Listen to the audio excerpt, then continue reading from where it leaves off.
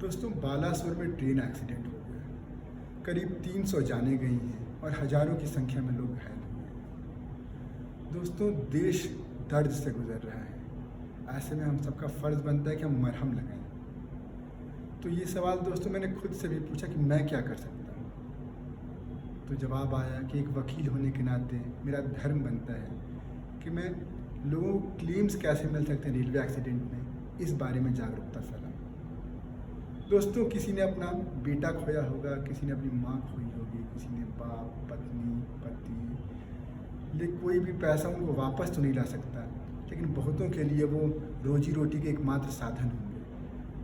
तो कुछ रोजी रोटी, दवाइयाँ, इनके लिए अगर कुछ पैसे आ जाएं तो कुछ किसी को ख़राब नहीं लगेगा। तो दोस्तों इसलिए ये हमारी छोटी कोशिश है कि इसमें हम रेलवे एक्सीडेंट में क्लेम्स कैसे मिलते हैं, इसकी जानकारी आप तक पहुँचाएँ।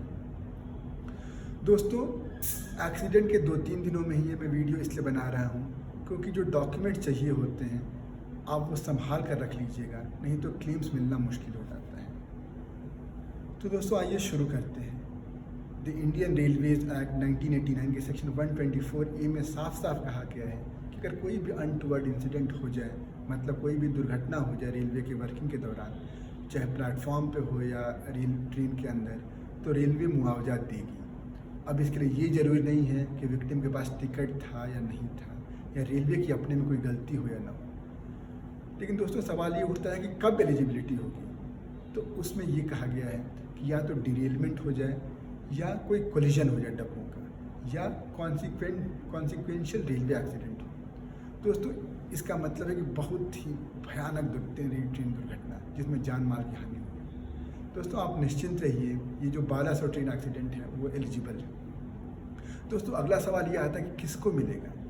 तो दोस्तों विक्टिम को मिल सकता है, या वो माइनर हो तो उसके गार्जियन को, या उसके डिपेंडेंट को, या आप किसी को ऑथोराइज़ कर सकते हैं अथॉरिटी लेटर के थ्रू, तो आपके एजेंट को मिलेगा। अब ऑथोराइज़ कैसे करते हैं इसके लिए मैं एक अलग वीडियो बना दूंगा और डिस्क्रिप्शन बॉक्स में डाल दूंगा अथॉरिटी लेटर के लिए। अब दोस्तों इसके बाद अगला सवाल ये होता है कि ये आपको क्लेम कहाँ डालना होता है। तो दोस्तों ये क्लेम आप रेलवे एक्सीडेंट क्लेम ट्राइब्यूनल में डालते हैं। कौन वाले? तो इसके लिए 4 चीज़ें दी हुई हैं। पहला, या तो जहाँ एक्सीडेंट हुआ हो, या दूसरा जहाँ आप रहते हो, या तीसरा जहाँ से आपने टिकट खरीदी हो, या चौथा जो आपका डेस्टिनेशन। देश में कुल 21 बेंचेज हैं ट्राइब्यूनल की, और उनकी लिस्ट में डिस्क्रिप्शन बॉक्स में डाल दूँगा। तो आप ये देख लीजिए कि आप कहाँ डालना चाहेंगे, आपके लिए कहाँ आसानी होगी। दोस्तों इसमें ये कहा गया कि ये क्लेम आप खुद फाइल कर सकते हो और ये केस खुद लड़ सकते हैं, आपको लॉयर की ज़रूरत नहीं है। लेकिन फिर भी अगर आपको लगता है कि ज़रूरत पड़ेगी तो आप फ्री लीगल एड ले सकते हैं, रेलवे खुद प्रोवाइड करेगा अपने पैसे से। और यहाँ तक कि अगर हियरिंग के लिए आपको कहीं आना पड़ता है तो रेलवे खुद टिकट और पास इशू करती है। तो दोस्तों और इसमें आपको बस ये एक एफिडेविट डालनी होती है जिसमें ये कहना होता है कि ये एक्सीडेंट हुआ था, उसमें मेरा ये लॉस हुआ है। इसके बाद बस आपको इतना करना है, फिर रेलवे को बताना होगा कि नहीं ऐसा नहीं है, अगर उसको बचाना है तो। दोस्तों आगे आते हैं, हमने ये देख लिया कौन फाइल कर सकता है, लेकिन अब सवाल ये उठता है किस सेक्शन में फाइल होगा। तो सेक्शन 125 में एप्लीकेशन मूव की जाती है क्लेम के लिए। और दोस्तों कॉम्पनसेशन तो फाइनल हियरिंग के बाद मिलेगा, लेकिन आपको हो सकता है तुरंत कुछ पैसे चाहिए होंगे। क्या पता मेरा बेटा जो कि मेरे परिवार की इनकम का ओनली सोर्स था, वो मतलब उसको चोट आ गई हो, वो हॉस्पिटलाइज हो गया हो, या वो मर गया हो, तो इन दिन जब तक मुझे कॉम्पनसेशन नहीं आएगा तब तक मैं कैसे सर्वाइव करूँगा। तो इसके लिए एक इंटरिम रिलीफ का प्रोविजन भी है सेक्शन 126 में, तो साथ में आप उसकी भी एप्लीकेशन डालते हो। जैसे एक्सग्रेशिया रिलीफ भी इसमें दी जाती है, जैसे मौत के केस में 15,000, या सीरियस इंजरी में 5,000, या सिंपल इंजरी में 500 तक। अब सवाल ये उठता है दोस्तों कि आप एप्लीकेशन में क्या क्या चीज़ें फाइल करते हो। तो टोटल 15 चीज़ें हैं दोस्तों। आप मैं इसका डिस्क्रिप्शन बॉक्स में लिख कर भी दे दूंगा, लेकिन आप एक बार सुन लीजिए ताकि आपको याद रहे और आप वो सब चीज़ों के डॉक्यूमेंट ज़रूर रख लें। तो पहले तो दोस्तों अपना नाम, अपने पिता का नाम, दूसरा प्लेस ऑफ रेसिडेंस, आप कहाँ रहते हैं, आपका परमानेंट एड्रेस, और साथ में जो लोकल का एक और अल्टरनेटिव एड्रेस जो लोकल जहाँ आप रहते हैं। तीसरा दोस्तों आप अपना उम्र बताना होगा। चौथा आपकी प्रोफेशन क्या, आप क्या करते हैं, अगर आप किसी के यहाँ एम्प्लॉयड हैं, किसी के यहाँ काम करते हैं तो कहाँ काम करते हैं वो एड्रेस। उसके बाद एक्सीडेंट की डिटेल जैसे डेट, प्लेस, फिर टिकट और पास नंबर अगर आपके पास हो और नहीं भी हो तो आपको जो याद हो आप बता दीजिए। कैसी चोट आई है, मतलब कितनी सीरियस है, क्योंकि उसके बेसिस पे आपको रिलीफ का क्वांटम डिसाइड होगा। क्योंकि दोस्तों मैं आपको ये बता दूं कि मौत के केस में इसमें 8 लाख मिलते हैं, और अगर इंजरी आई हो तो 32,000 से लेकर 8 लाख, डिपेंडिंग ऑन कितनी सीरियस इंजरी है। और ये सीरियसनेस ऑफ इंजरी कैसे पता चलेगी? मेडिकल सर्टिफिकेट से। तो यही इसीलिए आपको ये मेडिकल सर्टिफिकेट के हिसाब से बताना होगा कैसी चोट आई है।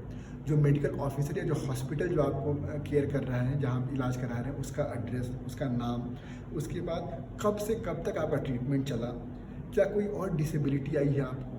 जैसे दोस्तों ये जो 8 लाख वाली बात है सिर्फ मौत में नहीं मिलती, इसके ये भी कहा गया कि अगर आपको कोई ऐसी चोट आई है जिसमें आप डिसेबल्ड हो गए हो, या आप अंधे हो गए, या आपकी हियरिंग लॉस हो गया है, चाहे आप एक आंख से अंधे हुए हों, या आपका फेशियल डिसफिगरमेंट हो गया हो, तो आपको 8 लाख मिलता है।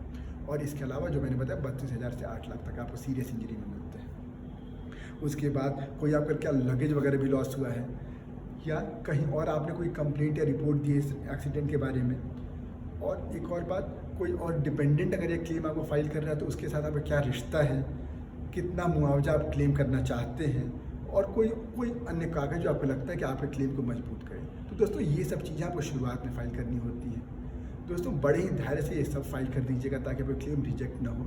और इन कोर्स ऑफ हियरिंग आपको 2-3 चीज़ें और देनी होंगी, जैसे FIR का कॉपी। अब FIR आपको कराना नहीं होता है। जब भी ट्रेन एक्सीडेंट होगा, स्पेशली सीरियस एक्सीडेंट होगा, तो कुछ लोग मरेंगे या बहुत गहरी चोट आएगी, तो अपने आप FIR होती है उस समय, तो कॉपी ऑफ FIR आपको देनी होगी। अगर उसमें डेथ हो गई है, आपका विक्टिम सपोज डेथ हो गया और उसका डिपेंडेंट क्लेम कर रहे हो, तो डेथ सर्टिफिकेट, पोस्टमार्टम रिपोर्ट, और जो क्लेम कर रहा है वो एयरशिप जो सक्सेशन सर्टिफिकेट जैसी चीज़ है। और आपको थोड़ा बहुत ट्रैवल का प्रूफ देना होता है, जैसे टिकट नंबर, पास नंबर, या अगर वो नहीं याद है तो किस क्लास का टिकट था, या कौन कोच था, अगर बर्थ नंबर याद है तो ये सब चीज़ें। तो दोस्तों ये रहा अपना क्लेम ट्राइब्यूनल में हम ये चीज़ें देखते हैं। और यहाँ स्पीडी ट्रायल का प्रावधान है, तो 3 ट्रायल में आपको ये केस निपट जाता है, और फाइनली आपको जो copy of final order compensation का आपको फ्री में दिया जाता है। तो दोस्तों इस केस में आपको मिलेगा क्लेम या नहीं मिलेगा, या रिजेक्ट हो जाएगा। तो अब रिजेक्ट होगा तो आपके पास क्या रास्ते हैं, आपके पास और क्या रेमेडीज एक्सप्लोर कर सकते हैं, दोस्तों ये हम अगले वीडियो में देखेंगे, जो कि कंज्यूमर केस कोर्ट में जाकर हम ये देख सकते हैं। तो दोस्तों ये रहा हमारा वीडियो रेलवे क्लेम ट्राइब्यूनल का। आई होप आपको समझ में आया होगा। कोई दिक्कत, कोई परेशानी आप कमेंट सेक्शन में ज़रूर बताइएगा। अभी आप प्लीज़ आप अपने इसके चक्कर में न पड़ें, अभी आप अपने प्रियजनों का अच्छे से इलाज कराएं, बस ये डॉक्यूमेंट आप बचा कर रख लीजिएगा। धन्यवाद दोस्तों।